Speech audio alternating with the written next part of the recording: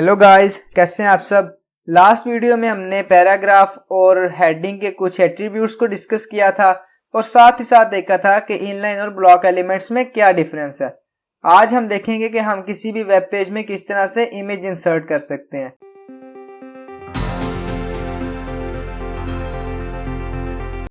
तो बिना देर किए मैं अपनी नई फाइल बना लेता हूँ tut4.html और मैं अपना बॉयलर टेम्पलेट कोड डाल लेता हूँ। मैं थोड़ा सा जूम इन कर देता हूँ और मैं डॉक्यूमेंट की जगह यहाँ पे tut4 डाल देता हूँ। मैं सेव करता हूँ और लाइव सर्वर से ओपन करता हूँ। ये मेरे पास tut4 हेडिंग आ गई, यानी टाइटल आ गया।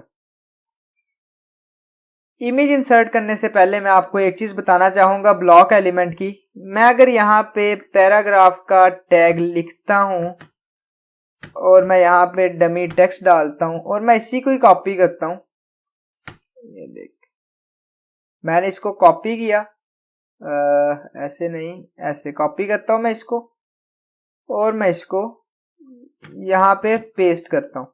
अब मेरे पास क्या होगा, मेरे पास यहाँ पे बहुत सारा पैराग्राफ आ जाएगा।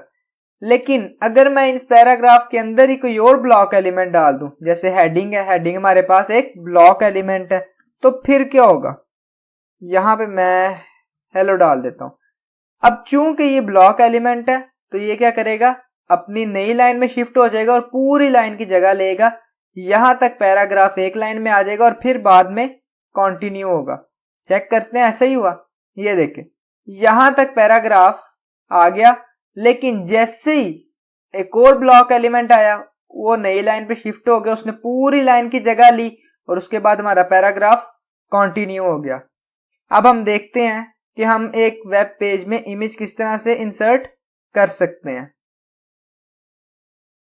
अगर हमने इमेज इंसर्ट करनी है तो उसके लिए सबसे पहले तो जरूरी है हमारे पास इमेज हो। तो हमारे पास इमेज कैसे आएगी, हम सिंपली इंटरनेट से डाउनलोड कर लेंगे। मेरे पास एक डाउनलोडेड फॉर्म में इमेज है और जहां पे मेरे पास ये फाइल्स पड़ी हैं वहीं पे इमेज भी पड़ी हुई है। अब मैं क्या करूंगा, इमेज के टैग के लिए मुझे सिंपली यहाँ पे सबसे पहले टैग ओपन करना है। इमेज का कोई भी क्लोजिंग टैग नहीं होगा। इमेज ऐसा टैग है जिसका कोई भी क्लोजिंग टैग नहीं है। मुझे सिंपल यहाँ पे img लिखना है इमेज और सोर्स लिखना है, सोर्स src इक्वल और डबल कोट्स। अब मुझे यहाँ पे उसकी लोकेशन देनी है सबसे पहले, और उसके बाद कोई किसी भी फोल्डर में होगी, उसके बाद स्लैश नेम डॉट एक्सटेंशन मुझे देनी है ऐसे। अब मुझे देखना है कि लोकेशन कहां पे है, फिर नेम और उसके बाद एक्सटेंशन। तो हम ऐसा ही करते हैं, हम नेम, एक्सटेंशन और लोकेशन देते हैं। अब केस क्या है कि जहां पे मेरी फाइल पड़ी है वहीं पे मेरी साथ ही इमेज भी पड़ी हुई है, तो इसलिए कंट्रोल इसी फाइल में होगा। जैसे अब कंट्रोल कहां पे है, tut4 चल रही है, कंट्रोल इसी फोल्डर में है, तो मैं उसको लोकेशन दिए बगैर भी इसको एक्सेस कर सकता हूं। जैसे अगर मैं यहां पे सिर्फ नेम लिखूं 1.jpg तो क्या होगा, मेरे पास यहां पे इमेज शो हो जाएगी। ये मेरे पास एक इमेज आ गई।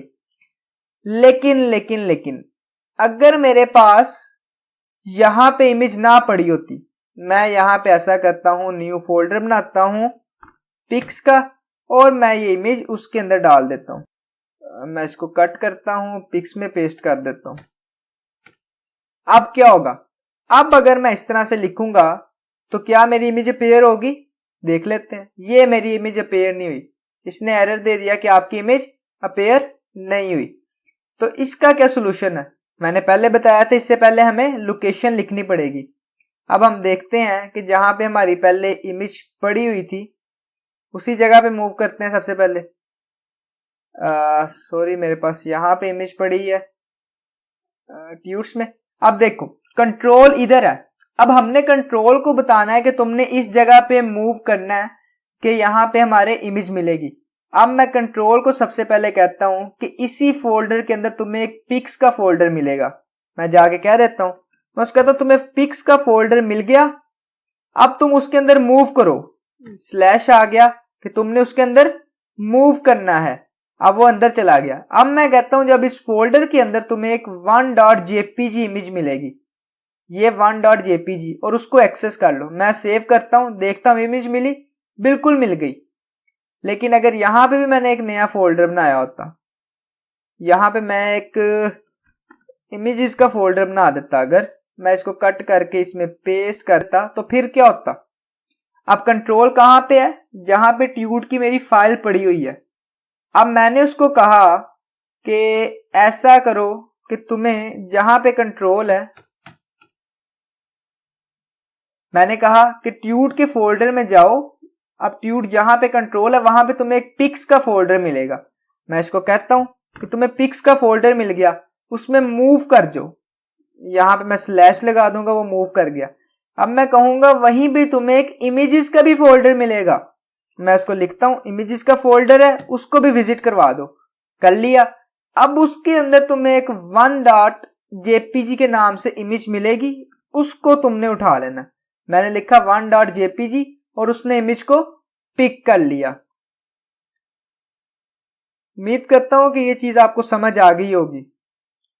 मैं इसको वापस से बाहर निकाल देता हूँ फोल्डर से, क्योंकि ये कोई ऐसी अच्छी प्रैक्टिस तो नहीं है कि हम किसी फोल्डर के अंदर दो दो फोल्डर्स में इमेज लिखें। तो बात क्या है, सबसे पहले कंट्रोल को हमने बताना है कि तुमने इस जगह जाना है और वहां पे ये चीज हमारी पड़ी हुई है। कभी भी आपने इस तरह से नहीं करना कि आपकी इमेज यहाँ पे पड़ी हुई है और आप उसका एड्रेस कॉपी करके दें कि तुमने यहां से जाके इमेज उठा के लानी है। बहुत बुरी प्रैक्टिस है।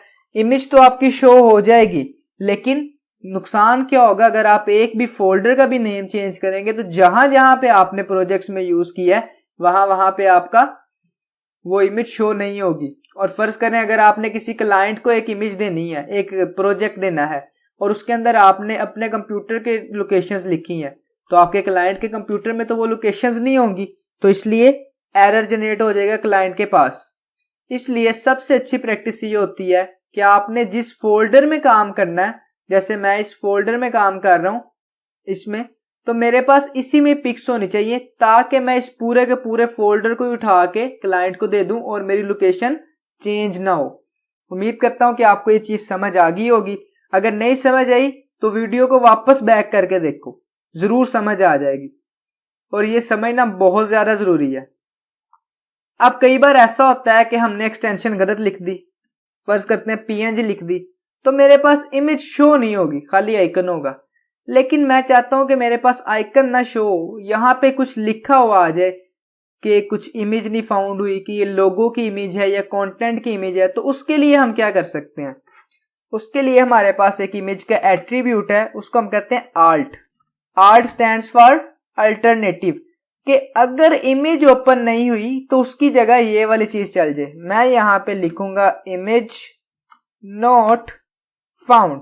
अब अगर तो इमेज नहीं फाउंड होगी तो क्या होगा, इसकी जगह अल्टरनेटिव चल जाएगा। चेक करता हूं, चला भला, ये देख इमेज नॉट फाउंड आ गया। अब मैं अगर यहीं पे कुछ भी एरर का लिख देता हूं, मैं यहां पे लिखता हूं एरर इन इमेज, तो यहां पर एरर इन इमेज आ गया। इसका मतलब अगर यहां पे अब इमेज मैं शो करवा दूं तो क्या ये चलेगा, बिल्कुल भी नहीं चलेगा। मैंने सेव नहीं किया और इसको भी खत्म करना क्योंकि वो पिक्स में मैंने लिख दिया खाली ऐसे। अब ये मेरे पास इमेज आ गई तो उसने अल्टरनेटिव को शो नहीं किया। अब मैं चाहता हूं कि मेरी इमेज की हाइट और विड्थ चेंज हो जाए, तो मैं किस तरह से कर सकता हूं, मैं सिंपली लिखूंगा height is equal to double quotes, और हाइट हमने इसकी पिक्सल्स में देनी है। मैं कहता हूं 200 पिक्सल्स इसकी हाइट हो जाए। मैं सेव करता हूं और इसकी हाइट कितनी होगी, 200 पिक्सल्स होगी। मैं इसकी विड्थ भी सारी दे सकता हूं, ऑटो नहीं करना चाहता मैं विड्थ भी 200 पिक्सल्स देता हूं। अब विड्थ भी इसकी 200 पिक्सल्स होगी। मैं कहता हूं नहीं, विड्थ इसकी हो जानी चाहिए 300 पिक्सल्स। ये विड्थ हमारे पास 300 पिक्सल्स हो गई। तो हमारे पास इमेज के एट्रीब्यूट्स में कौन कौन से आते हैं, एक तो हमारे पास सबसे पहले सोर्स आ जाएगा जो इमेज का है, उसके बाद अल्टरनेटिव, हाइट और विड्थ दे सकते हैं हम इमेज को। क्या इमेज एक इनलाइन एलिमेंट है या ब्लॉक एलिमेंट है, इमेज एक इनलाइन एलिमेंट। अगर मैं यही वाला कॉपी करूं सारा कुछ नीचे तो क्या होगा, इमेज उसके सामने ही शो हो जाएगी। इसका मतलब इमेज एक इनलाइन एलिमेंट है। उम्मीद करता हूं गाइस कि आज की सारी चीजें आपको समझ आ गई होंगी। अगर कोई क्वेश्चन है या कोई क्यूरी है तो आप मुझे कमेंट बॉक्स में पूछ सकते हैं। अब तक के लिए गाइस इतना ही। We will meet next time.